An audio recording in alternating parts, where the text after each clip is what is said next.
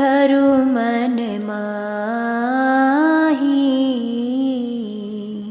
दुनिया में जितने भी मजहब हैं सब में कुछ ना कुछ प्रधान है। इस्लाम में शरा प्रधान है तो ईसाईयत में सेवा प्रधान है। लेकिन अगर हम इन सब की गहराई में जाएं तो संदेश और उपदेश सबका एक ही है। लेकिन इसके बावजूद ये मजहब की अलग अलग दीवारें क्यों खड़ी हैं? इनके पीछे अगर कोई कारण है तो वो है हमारी अज्ञानता। और इसी अज्ञानता के कारण ही हर मजहब को मानने वाला अपने आप को ही श्रेष्ठ समझता है, दूसरों को तो कुछ मानता ही नहीं। और ऐसी सोच रखने वालों के लिए बाबा कबीर ने कहा कि आपस को जो दीर्घ कर जाने औरन को लगमात, मनसा बाचा कर्मना मैं देखे दोजक जात। कहते हैं जो लोग मन वचन और कर्म से अपने आप को तो श्रेष्ठ समझते हैं लेकिन दूसरों को नीचा दिखाते हैं, कहते हैं ऐसे लोगों को मैंने दोजक यानी नरकों में जाते हुए देखा है। और इसलिए कहा भी जाता है कि वो सुनार दुनिया में फेल है जिसको अपने गहनों में तो सोना दिखाई पड़ता है लेकिन दूसरों के गहनों में से अगर वो सोने की परख नहीं कर सकता वो सुनार भी फेल है। ये अलग बात है कि इस्लाम के अंदर राम दिखाई नहीं देता, रामायण उठा लो उसमें अल्लाह नजर नहीं आता। वो इसलिए क्योंकि नदी में नदी पड़ेगी किनारे तोड़ देगी, लेकिन सागर तो सारी नदियों का वेलकम करता है। इसलिए संतों महात्माओं का इतना विशाल हृदय देखकर कुर्बान होने को दिल करता है। क्योंकि संत मत के अंदर राम भी है, अल्लाह भी है, कृष्ण भी है, मुरारी भी है, गिरधारी भी है, बीठल भी है, सारंगधर और माधवे भी है। भले हम संतों महात्माओं की वाणियों को पढ़कर देख लें। और आज की वाणी लेने का मकसद ही यही है कि काश हमारी पकड़ में वो बात आ जाए जो सभी धर्मों के मूल में समाई हुई है। और यह वाणी गोस्वामी तुलसीदास जी की है जो त्रेता युग में हुए मर्यादा पुरुषोत्तम श्री रामचंद्र जी महाराज के अनन्य भगत थे। आपने ही श्री रामचरित्र मानस ग्रंथ की रचना की जिसमें राम शबरी संवाद पर आधारित वाणी के अनुसार वनवास के दौरान वन वन विचरते हुए जब श्री राम अचानक ही शबरी की कुटिया में जा पधारे तो उनके दर्शन मात्र से शबरी प्रेम मगन हो उठी और कहने लगी केही विधि स्तुति करूं तुम्हारी, अधम जाति में जड़मती भारी। कि हे प्रभु मैं किस प्रकार आपकी स्तुति करूं, क्योंकि मैं तो नीच जात की और अत्यंत ही मूढ़ बुद्धि वाली नारी हूं। भला मैं किस प्रकार आपका आदर सत्कार करूं। तब राम कहते हैं कहें रघुपति सुनो भामनी बाता, मानो एक भक्ति कर नाता। कहते हैं हे भक्ति भावना से भरी हुई शबरी, मैं दिखावे की खातिर की गई प्रार्थनाओं और स्तुतियों से प्रसन्न नहीं होता, बल्कि मैं तो सारे संसार में केवल और केवल एक भक्ति का ही रिश्ता मानता हूं। और ये भक्ति क्या है, कैसे की जा सकती है, इसके बारे गोस्वामी तुलसीदास जी लिखते हैं कि राम ही केवल प्रेम प्यारा, जान लो जो जानन हारा। कहते हैं अगर उसे जानना है, उसे विचारना है तो वो तो प्रेम स्वरूप है और उसकी भक्ति प्रेम का दूसरा नाम है। इसलिए लोगों के अंदर बैठे हुए भरम का पर्दाफाश करते हुए पलटू साहब ने बड़े ठोक बजाकर कहा कि पलटू ऊंची जात का मत कोई करे अहंकार, साहिब के दरबार में केवल भक्ति प्यार। और ये भक्ति प्यार कहां से और कैसे हासिल किया जा सकता है, ये आज के सत्संग में आप हमें समझाने जा रहे हैं। इसलिए कहकर आए कि तुम केवल सावधान होकर सुनो, क्योंकि भक्ति के 9 स्टेप हैं जो उस वक्त श्री राम ने शबरी को समझाए। वो नवदा भक्ति सिलसिलेवार आप आगे फरमा रहे हैं। प्रथम भक्ति संतन कर संगा,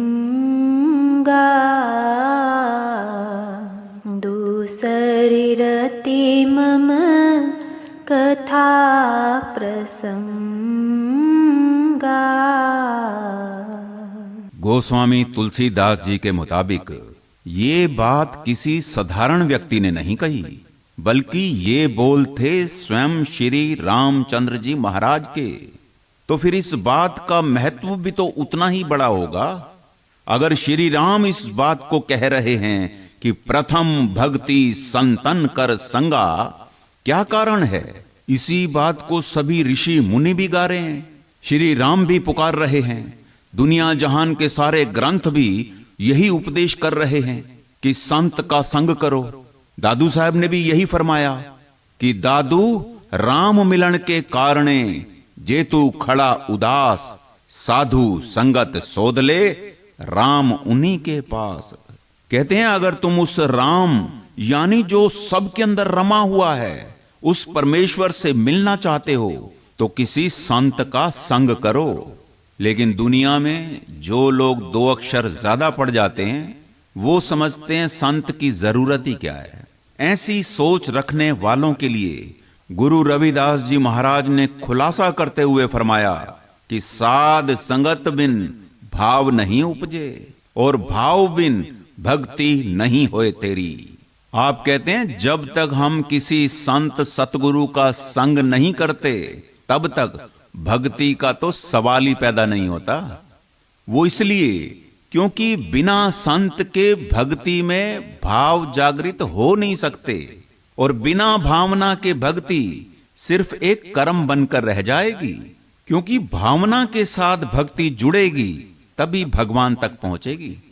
उदाहरण के तौर पर दुनिया में जितने भी आविष्कार हुए बुद्धि के साथ आंखें जुड़ी तभी हुए, नहीं तो अगर आंखें कहीं और देख रही हो, बुद्धि में विचारधारा कोई और चल रही हो, ये तो ऐसे हुआ जैसे रहा कहीं राही कहीं और रहबर कहीं, यूं भी भला मंजिल मिली है कहीं। इसलिए भट्ट जी ने भी कहा कि गुरु गुर गुरु करो। क्यों? कहते हैं गुर हर पाइये। कहते हैं दुनिया के लोगों अगर उस परमेश्वर से मिलना चाहते हो तो सबसे पहले उसका कोई जानकार गुरु करो, क्योंकि बिना गुरु के युक्ति नहीं मिलती और बिना युक्ति के परमेश्वर से मिलाप नहीं होता। और यही बात स्वामी जी महाराज ने फरमाई कि संत बिना कोई भेद न जाने उस घर से वह आए बखाने। क्योंकि बिना संत के भक्ति करना ऐसे है जैसे अंधेरे में तीर चलाना, पता नहीं निशाने पर लगेगा या नहीं। बिना संत सतगुरु के सब अंधेरे में ही तो तीर चला रहे हैं, यानी अपनी मन बुद्धि के अनुसार ही भक्तियों को अंजाम दे रहे हैं जो कभी भी हमें असल मुकाम पर नहीं ले जा सकती। वो इसलिए क्योंकि परमेश्वर से मिलने का जो असल भेद है वो केवल संतों के पास है। और उस भेद को बताने के लिए आपने फरमाया उस घर से वह आए बखाने, यानी संत सतगुरु उस मालिक की दरगाह से चलकर भक्ति का भेद बताने के लिए ही इस संसार में आते हैं। और वो यहां कोई घूमने नहीं आते। आपने तो यहां तक कह दिया कि मैं भी उन चरणन कर दासा, भई प्रतीत बंधी पद आसा। कहते हैं मैंने खुद अपने संत सतगुरु का संग किया, इसका नतीजा क्या हुआ? कहते हैं भई प्रतीत। प्रतीत का मतलब ही यही निकलता है भरोसा, विश्वास। और बंधी पद आशा, भरोसा हो गया कि अब तो अपने निज घर पहुंचेंगे क्योंकि आस पक्की हो गई। और ये आस ही प्रयास कराती है, प्रयास तलाश कराती है, तलाश एक दिन निवास तक ले जाती है। और संत की संगत करने से जीते जी आप अपने असल मुकाम पर पहुंच भी गए। और आज हम उनकी वाणियों पर विचार भी कर रहे हैं। और ये केवल विचार ना करें बल्कि भक्ति मार्ग पर हम भी इसे अपने अमल में लाएं। कबीर साहब के बोले कि राम कृष्ण से को बड़ो तिन्हु तो गुरु कीन। कहते हैं 3 लोक के नायका गुरु आगे आधीन। सनातन मत वाले राम और कृष्ण को ही सबसे बड़ा मानते हैं। वो इसलिए क्योंकि वह 3 लोक के नायक बनकर इस धरती पर अवतरित हुए। और यहां आकर उनको भी गुरु धारण करना पड़ा। क्यों?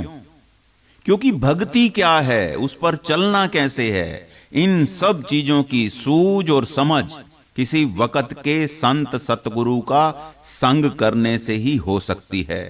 इसलिए तो गोस्वामी जी ने इसे नवधा भक्ति में प्रथम स्थान पर रखा कि प्रथम भक्ति संतन कर संगा, और दूसरा आपने फरमाया कि दूसर रति मम कथा प्रसंगा, यानी हरि कथा के अंदर रम जाना। और सच्ची हरि कथा संतों के सत्संग में जाकर ही नसीब होती है। गुरु रामदास जी के बोले हैं, हर कियां कथा कहानियां गुरमीत सुनाइयां। जिस कथा के अंदर उस अकथ का कथन किया जा रहा हो, जिसका कभी कथन हो ही नहीं सकता, यानी जिसे कथ कथ कर भी कथा नहीं जा सकता, फिर भी उसका कथन किया जा रहा हो, उसे कथा कहा जाता है। इसलिए राम कहते हैं, शबरी जो संत परमात्मा के नाम का गुणगान करते हैं उसमें रत जाना। ये रत जाना क्या है? संतों द्वारा सत्संग में कहे गए वचनों को बड़े प्रेम पूर्वक और ध्यान से सुनना। इसका नतीजा क्या होगा? गुरु अर्जन देव जी महाराज ने फरमाया, सुन सुन नाम तुम्हारा प्रीतम, प्रभु पेखण का चाओ। जब हम भी संतों महात्माओं के सत्संग में जाकर उस परमेश्वर के नाम की चर्चा को बार बार सुनेंगे, तो एक ना एक दिन हमारे हृदय में भी उस मालिक को देखने की चाहना पैदा हो जाएगी। इसलिए स्वामी जी महाराज ने कहा कि सत्संग महिमा है अति भारी, पर कोई जीव मिले अधिकारी। कहते हैं संतों के सत्संग की महिमा बहुत भारी है, बहुत विशाल है, लेकिन इसका लाभ कोई अधिकारी जीव ही उठा सकता है। और उसके लिए हमें क्या करना होगा, अपने जीवन में क्या क्या तब्दीलियां लानी होंगी, इन सारे सवालों का जवाब आपने आज के सत्संग में आगे चलकर देना है। इसलिए आप शुरुआत में कहकर आए कि आज के सत्संग को बड़े सावधान होकर सुनना। स्वामी जी महाराज फरमाते हैं, चल चल आए सतगुरु आगे, वचन न पकड़ा दर्शन लागे। कहते हैं हम संतों महात्माओं के सत्संग में चलकर आते तो हैं, लेकिन उनके दर्शनों को हृदय में धारा ही नहीं, उनके वचनों को मन से पकड़ा ही नहीं। तो आप फरमाते हैं, पत्थर पानी लेखा करता, जल मिश्री सा मेल ना करता।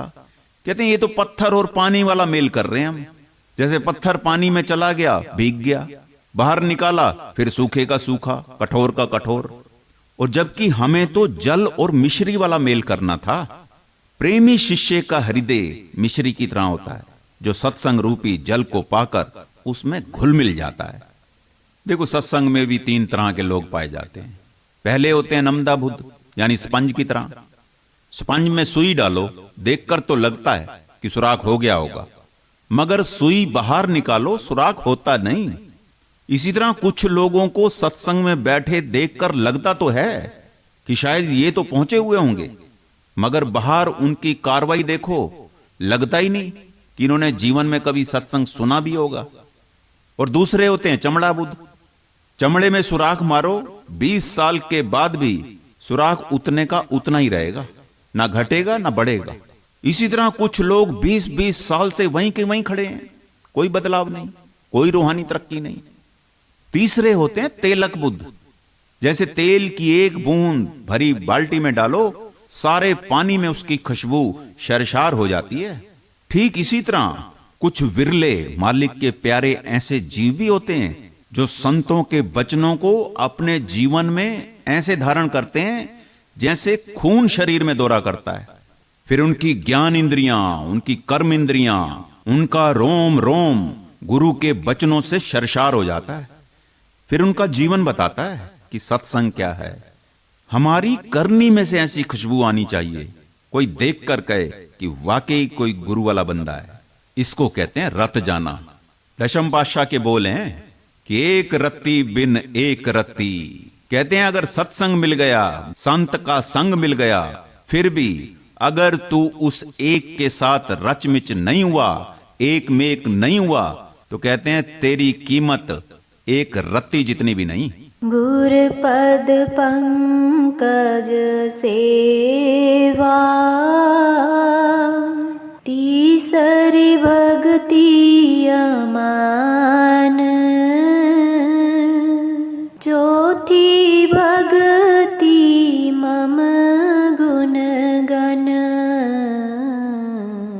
करई कपट तज गान।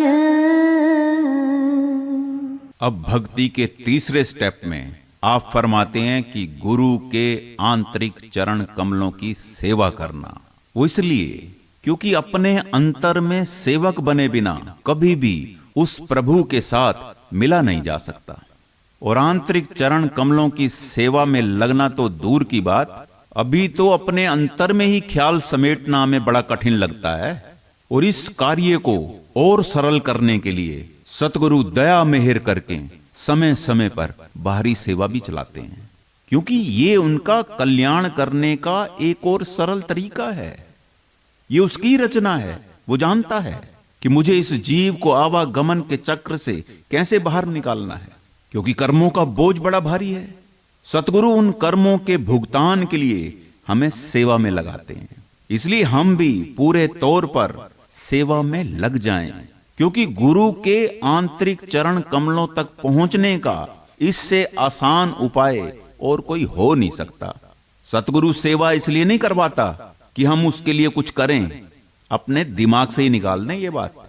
क्योंकि संसार में जब भी संत महात्मा आते हैं, वो अपना लक्ष्य पहले से ही सिद्ध करके आते हैं। वो हमारे भरोसे नहीं आते कि शायद हम उनके लिए काम करेंगे। हम केवल अपने कर्मों का ही भुगतान दे दें, इतना ही काफी है। ये तो उसकी दया है जो उसने हमें इस रास्ते पर लगाया। उसकी दया का कैसे हम मूल्य चुका सकते हैं? इसका दूसरा कोई विकल्प है नहीं। इसका तो केवल एक ही उपाय है जो गुरु को प्रसन्न कर सकता है, और वो है साध संगत की सेवा।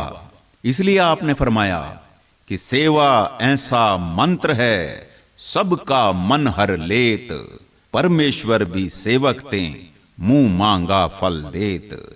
क्योंकि सेवा ही एक ऐसा कार्य है जो इंसान तो क्या, भगवान को भी प्रसन्न कर सकती है। इसलिए सेवा देकर सतगुरु उपकार करता है उन जीवों पर। दुनिया में लाखों लोग क्रिकेट के दीवाने हैं और हजारों लोग क्रिकेट खेलते भी होंगे, लेकिन इंटरनेशनल टीम में खेलने का मौका हर किसी को नसीब नहीं होता। वो केवल कुछ खुशकिस्मत लोग होते हैं जिनको देश का प्रतिनिधित्व करने का अवसर प्राप्त होता है। और जब वो खेलते हैं दूसरे देश की टीम के साथ, तो जीतने के लिए पूरी जान लगा देते हैं। ठीक इसी तरह सतगुरु ने भी हमें चुना है और मौका दिया है इस जन्म मरण के चक्र से हमेशा के लिए आजाद होने का। ये कोई मजाक नहीं।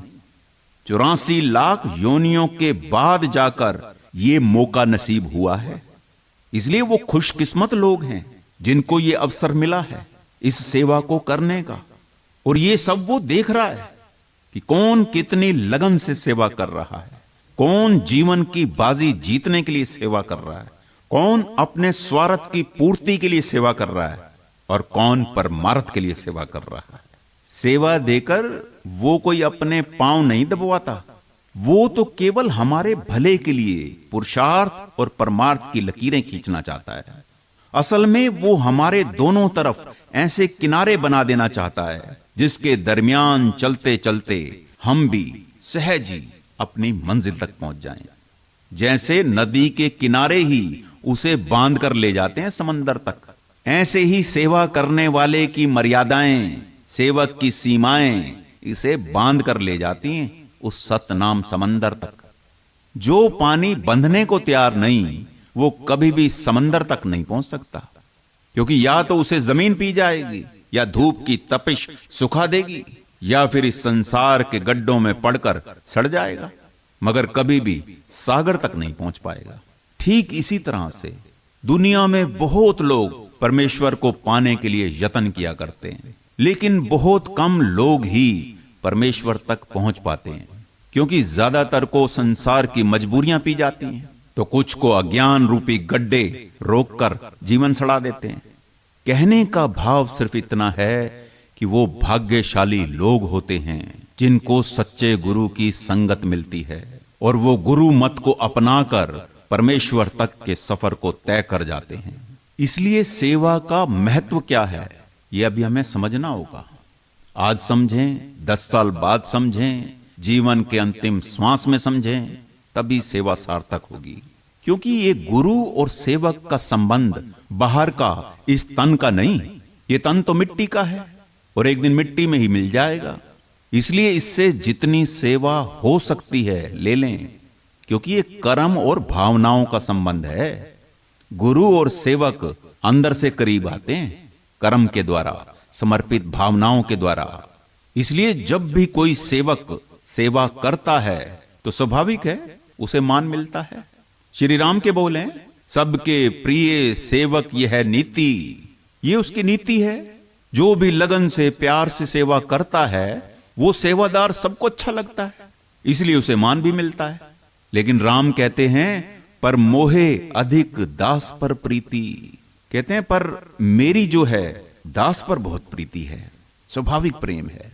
और अगर हम अपने सतगुरु का प्रेम पाना चाहते हैं तो हमें उसका दास बनना होगा। और उसके लिए ही आप इस मान को छोड़ने की बात कर रहे हैं। वो इसलिए क्योंकि ये मान सम्मान कब अभिमान में तब्दील हो जाएगा पता नहीं लगेगा। और अगर हम इस अभिमान से ऊपर उठकर ना चले तो सारी की कराई सेवा व्यर्थ चली जाएगी। इसलिए कहा जाता है कि किया कराया सब गया जब आया अहंकार। लेकिन इसके बावजूद सेवा के दौरान हमें कोई भला बुरा कह दे, हम सेवा करना छोड़ देते हैं। ये हमारी सोच है। क्यों?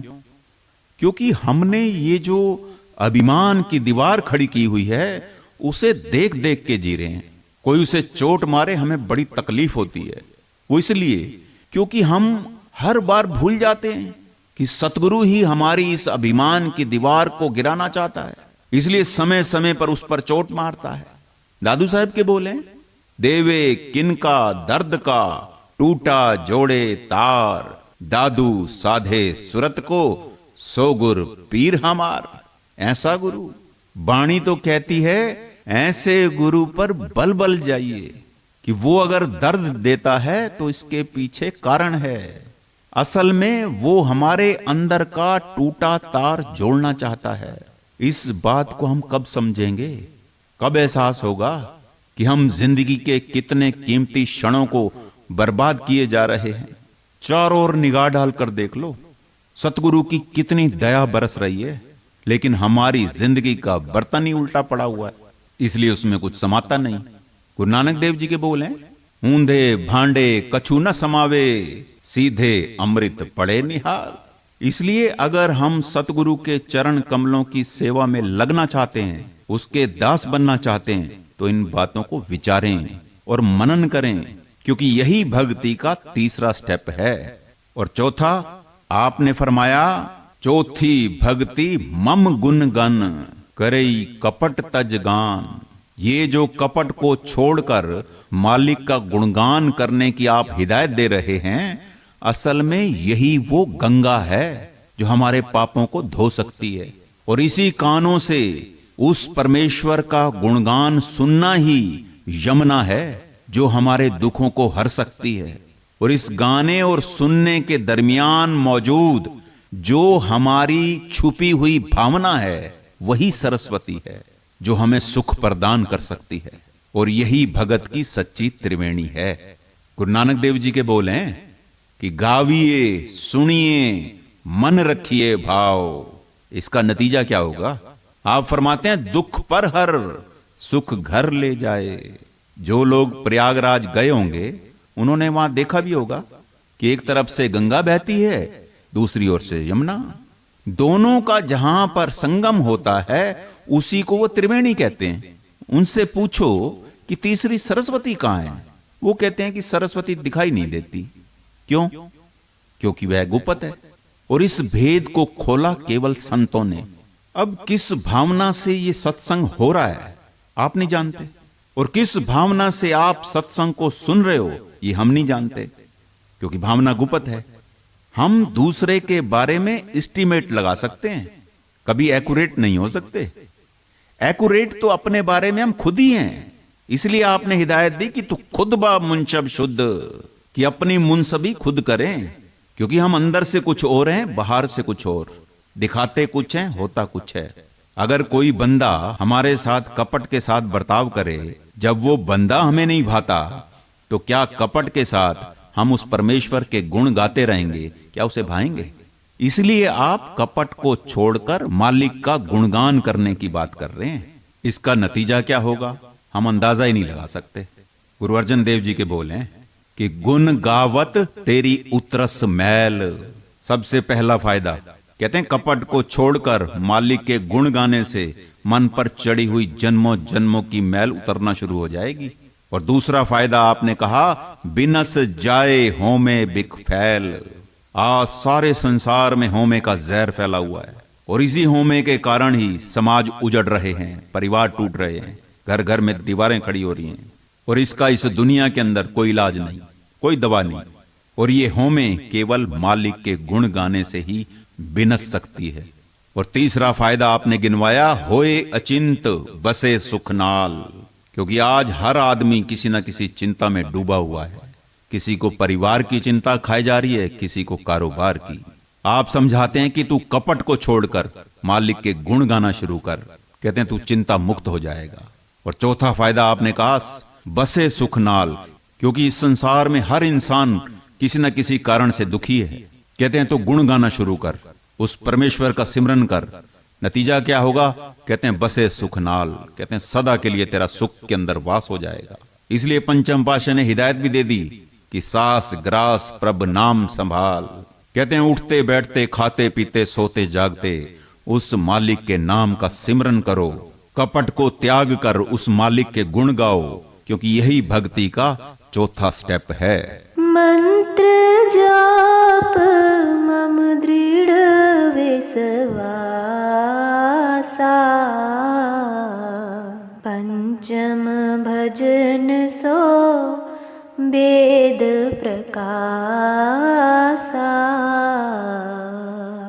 श्री राम कहते हैं शबरी मेरे मंत्र का जाप और मुझ में दृढ़ विश्वास ही भक्ति का पांचवा अंग है। और ये वेदों के अंदर भी प्रसिद्ध है कि जब तक सतगुरु के दिए हुए नाम मंत्र और सतगुरु पर पूर्ण विश्वास नहीं हो जाता, तब तक रूहानियत के मार्ग पर सफलता हासिल नहीं हो सकती।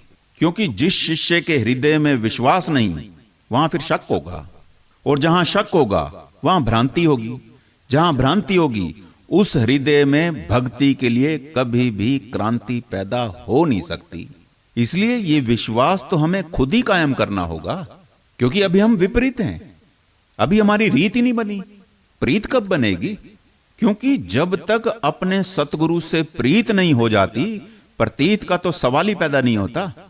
इसलिए 9वीं पातशाही गुरु तेग बहादुर महाराज जी ने फरमाया कि रे मन राम सो कर प्रीत। हम कहते हैं करें कैसे? पहली बात तो यह है कि जो काम हमने ना करना हो, हम कहते हैं कि आता नहीं। संसार में अंग्रेजी बोलनी आती थी, अब तो छोटे छोटे बच्चों को भी आती है। ये संसार की चालाकियां आती थी, अब तो आती हैं। ये कोठी बंगले गाड़ियां, ये सुख सुविधाओं के साधन जो आज हम अंबार लगाए बैठे हैं, ये बनाने आते थे। दिन रात मेहनत की, बन गए। इसी तरह भजन बंदगी में भी मेहनत करें। जीवन में तब्दीली ना आए तो फिर कहना।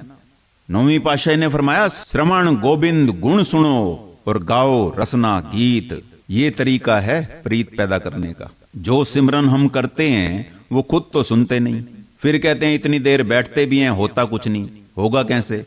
क्योंकि भजन बंदगी के वक्त खुद वहां होते नहीं। अपनी जुबान से गाएं और अपने ही कानों से सुने। ये रीत एक दिन प्रीत बन जाएगी और ये प्रीत ही प्रतीत तक ले जाएगी, यानी भरोसे और विश्वास में बदल जाएगी। और जिस दिन उस मालिक के प्रति हमारा विश्वास जाग गया, नतीजा क्या होगा? पंचम पातशाह गुरु अर्जन देव जी महाराज ने फरमाया कि जाके हृदय विश्वास प्रभ आया, तत् ज्ञान तिस मन प्रगटाया। उसी दिन सारा आत्म ज्ञान अपने अंदर ही प्रकट हो जाएगा। फिर देखने का, सोचने का नजरिया ही बदल जाएगा। अगर हम भी चाहते हैं कि हमारी भी ऐसी अवस्था कायम हो, तो उसके लिए आप 4 गुण धारण करने की बात आगे कर रहे हैं। छठ दम सील बिरती बहु कर्मा, निरत निरंतर सजन अब भक्ति के छठे अंग में आप 4 गुण धारण करने की बात कर रहे हैं। पहला आपने कहा छठ दम, यानी इंद्रियों का दमन, यानी इंद्रियों को अपने वश में करना, उनको अपने काबू में करना। स्वामी जी महाराज भी यही उपदेश किया करते कि मन इंद्री कुछ बस कर राखो, तब पाओ कुछ सार। अभी हमारे जबान के रस ही पूरे नहीं हो रहे, कपड़ों के फैशन ही खत्म नहीं हो रहे, आंखें रूप देख देख के नहीं रज रही, वो सार कहां से प्राप्त होगा? गुरु नानक देव जी के बोल हैं कि एते रस शरीर के घट नाम निवास। अनुभव यही बतलाता है कि जब तक हम अंदर का रस नहीं लेंगे तब तक ये बाहरी रस छूट नहीं सकते। ये छूटेंगे कैसे? संत रविदास जी के बोल हैं, ना बिचार्यो राजा राम को रस, जेहे रस अन रस बिसर जाहें। असल में हमने कभी अपने अंदर उस राम रस को चखा ही नहीं। वो इसलिए क्योंकि हमने कभी भजन सिमरन को अंजाम दिया नहीं। अगर हम रोजाना बिना नागा भजन बंदगी को तवज्जो देते, अंदर हो रहे उस हरि रस को पीते, तो ये बाकी के रस छोड़ने की जरूरत नहीं पड़ती, अपने आप ही छूट जाते। अब जिनके घर कुकिंग गैस आ गई, वो क्या अभी भी लकड़ियां जलाते हैं? लकड़ियां जलानी उन्होंने छोड़ी नहीं, छूट गई। जिनके घर कारें मोटरसाइकिलें आ गई, वो क्या अभी भी साइकिलें चलाते हैं? साइकिलें चलाना उन्होंने छोड़ी नहीं, छूट गई।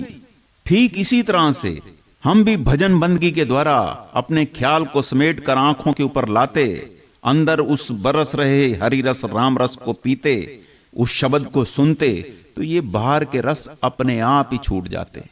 बाबा कबीर के बोल हैं, ओ रस पीवा अब ए रस नहीं भावा। और दूसरी बात आपने कहा शील, यानी स्वभाव में शालीनता रखें, बोलचाल में मिठास लाएं, क्योंकि बोली बंदूक से निकली गोली से भी ज्यादा खतरनाक होती है। कई बार जबान से निकले बोल बाण से भी ज्यादा घाव कर जाते हैं, क्योंकि बाण का घाव तो फिर भी कभी ना कभी भर जाएगा, लेकिन जबान से निकले अल्फाज का घाव मरते दम तक नहीं भरता। इसलिए तुलसी साहब फरमाते हैं कि बाणी ऐसी बोलिए मन का आपा खोए, ओरन को शीतल करे आपा शीतल होए। और तीसरी हिदायत आपने दी कि बिरती बहु कर्मा, यानी उन सब कर्मों को तजना जिनकी भक्ति मार्ग पर मनाही है, या जो एक सत्संगी के लिए अशोभनीय है। मांस, अंडा, शराब, सिगरेट, तंबाकू और इनसे बनी हुई चीजों से परहेज करें। और इसके अलावा आपने कहा जुआ, चोरी, मुखबरी, ब्याज, घूस पर नार। कहते हैं जो चाहे दीदार को एती वस्तु निवार।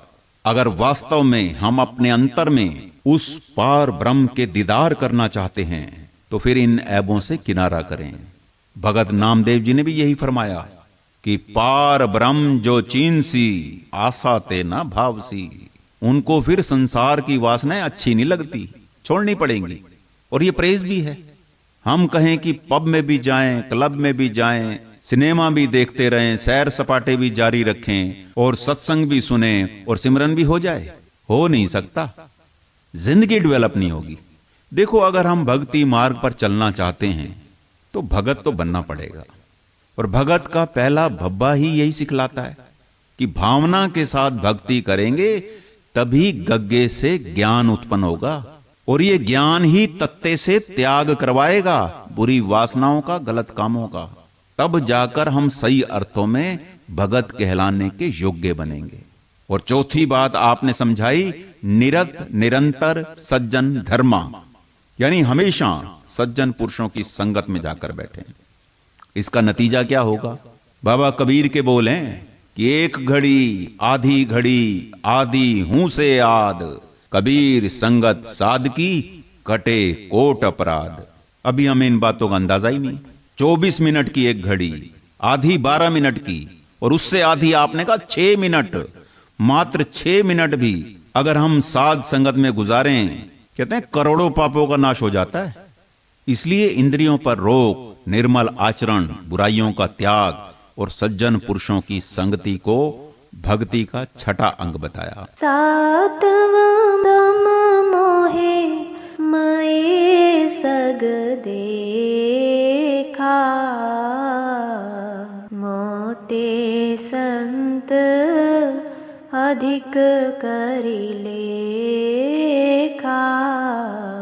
श्री राम कहते हैं शबरी, सातम सम मोहि मैं जग देखा, यानी सारे जगत को समभाव से राममय देखना, क्योंकि वो परमेश्वर सब में समाया हुआ है। पत्ते पत्ते में है झांकी भगवान की, पर किसी सूझ वाली आंख ने ही पहचान की। क्योंकि वो तो जल थल आकाश सृष्टि के कण कण में मौजूद है। उसे ढूंढने के लिए कहीं बाहर भटकने की जरूरत नहीं। उसे केवल अपने अंदर सर्वव्यापक देखने वाली आंख खोलने की जरूरत है। गुरु अर्जन देव जी महाराज के बोल हैं कि सगल वनस्पति में बेसंतर, सगल दूध में घिया। कहते हैं ऊंच नीच में ज्योत समाणी, घट घट माधो जिया। सारी सृष्टि में जितनी भी लकड़ी है उसमें अग्नि मौजूद है, लेकिन दिखाई नहीं देती। सारे संसार में जितना भी दूध है उसमें घी मौजूद है, लेकिन नजर नहीं आता।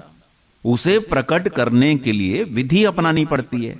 ठीक इसी तरह से हर एक के अंदर वो परमेश्वर गुप्त रूप से शब्द स्वरूप में विराजमान है, इसलिए तो वो दिखाई नहीं देता। उसे प्रकट करने के लिए भी संतों द्वारा बताई गई विधि अपनानी पड़ेगी, तब उस परमेश्वर का अपने अंदर अनुभव जागेगा। और जिन्होंने इस बात पर अमल किया उन्होंने अपना तजर्बा अपनी वाणी में बयान किया। भगत नामदेव जी के बोल हैं कि सब गोविंद है, सब गोविंद है, गोविंद बिन नहीं कोई। असल में जिन पर गुरु की बख्शिश हो जाती है उनको फिर कुदरत में भी कादर दिखाई पड़ता है। जिनका मन चुप कर जाता है उनके साथ कुदरत बोलती है। बोलती तो कुदरत सबके साथ है, लेकिन समझ उनको आ जाती है। इसलिए तो भगत नामदेव जी ने कहा कि सबे घट राम बोले, रामा बोले, राम बिना को बोले रे। असल में सोना एक है, गहने बहुत हैं। माटी एक है, भांडे बहुत हैं। लकड़ी एक है, फर्नीचर बहुत हैं। हमारी निगाह आकार पर अटक गई, निराकार तक गई नहीं। हम उसकी कृत पर ही खड़े हो गए हैं, करते तक गए नहीं। उसने परिवार दिए, उसमें फंस गए। कारोबार दिया, उसमें उलझ गए। कोठी बंगले गाड़ियां दी, उन्हीं चीजों में अटक गए। जिसने दिया उसे भूल गए। देवण हार को जाने ना ही, दित्ते को लिपटावे।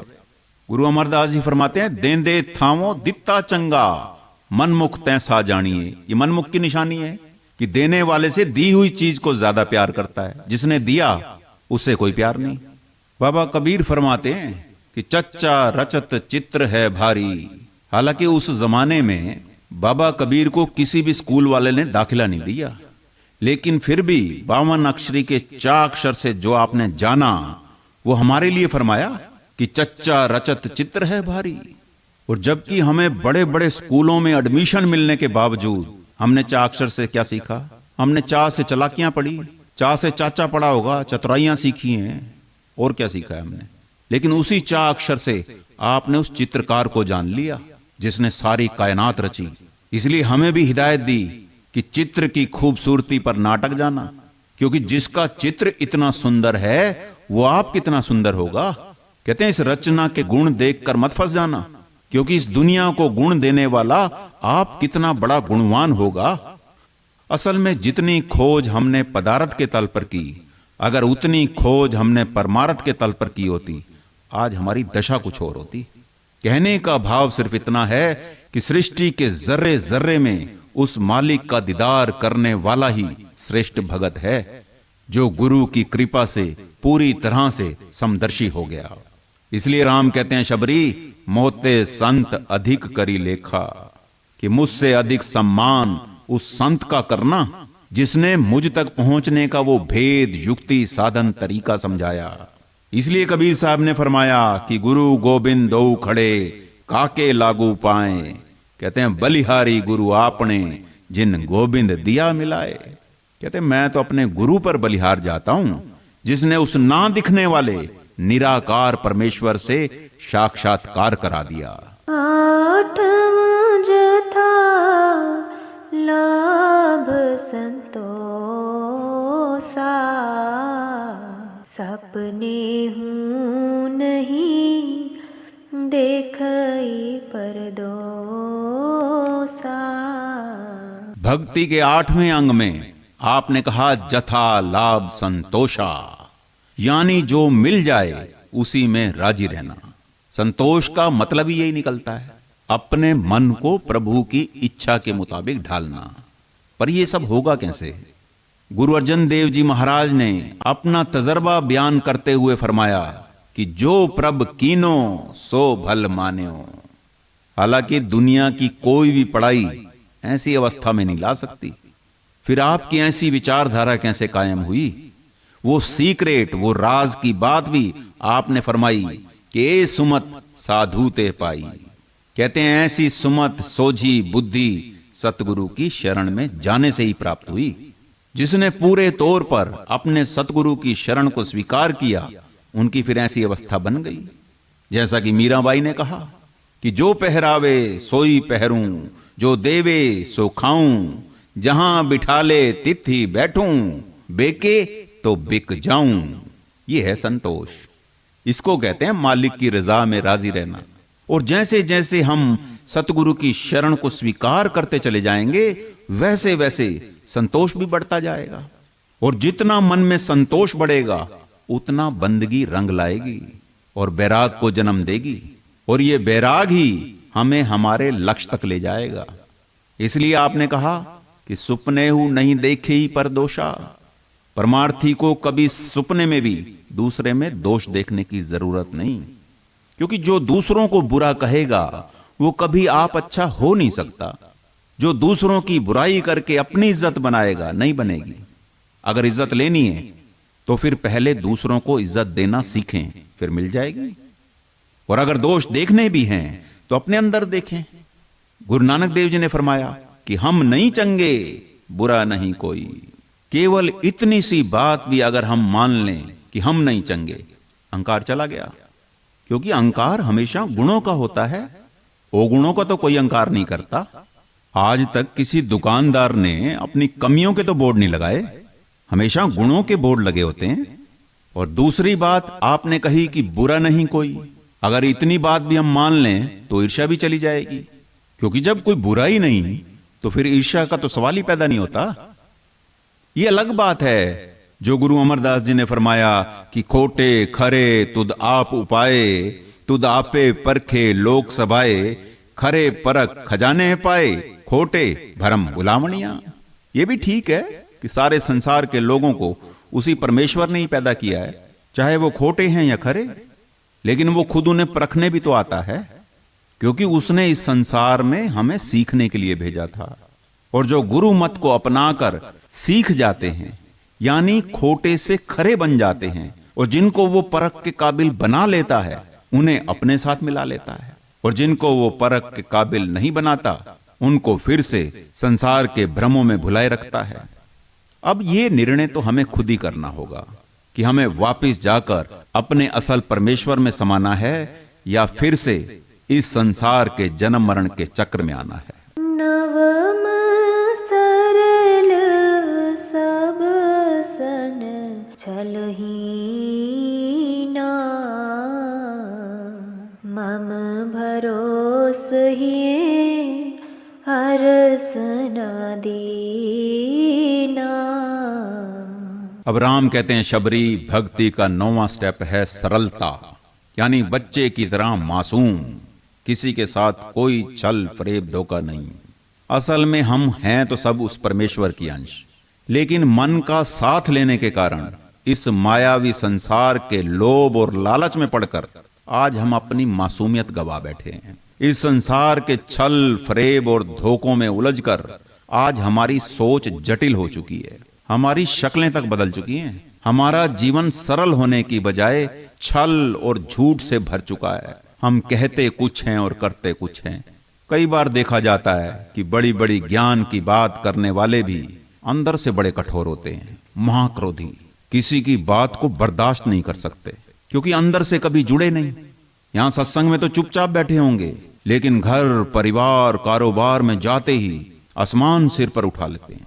हजरत ईसा फरमाते हैं कि जब तक हम बच्चे की तरह मासूम नहीं बन जाते, तब तक मालिक की दरगाह में जाने के काबिल नहीं हो सकते। और अगर हम अपनी खोई हुई मासूमियत को फिर से हासिल करना चाहते हैं, तो हमें फिर से बच्चे की तरह सरल होना होगा। लेकिन आज के जमाने में सरल होना ही सबसे कठिन है। क्यों? क्योंकि हमें लगता है कि सबसे बड़ा रोग क्या कहेंगे लोग। इसके बारे पलटू साहब ने जवाब के तौर पर फरमाया कि जग हंसे तो हंसण दे, पलटू हंसे न राम, छोड़ जगत और कुल की लाज, कुछ कर लो अपना काम। और अपना काम है केवल नाम। पूरे भरोसे के साथ नाम का अभ्यास करेंगे। ये नाम ही हमें ऐसी अवस्था में लाकर खड़ा कर सकता है जहां से ये दुख सुख खुशी गमी व्यापेंगे नहीं।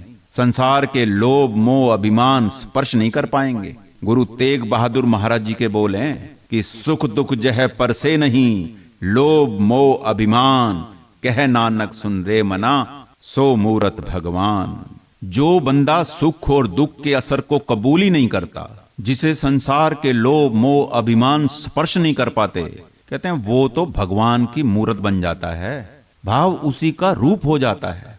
और अगर हम भी ऐसी अवस्था को पाना चाहते हैं तो जैसे शबरी ने भावना के साथ भक्ति को अंजाम दिया और अपने आराध्य भगवान को अपनी ही कुटिया में पा लिया, ठीक इसी तरह से हम भी भावना के साथ भक्ति को अंजाम देंगे तो अपने अंदर ही उस शब्द रूपी परमेश्वर से जुड़ जाएंगे और हमारा भी इस मनुष्य जन्म में आने का जो असल मनोरथ है वो पूरा हो जाएगा।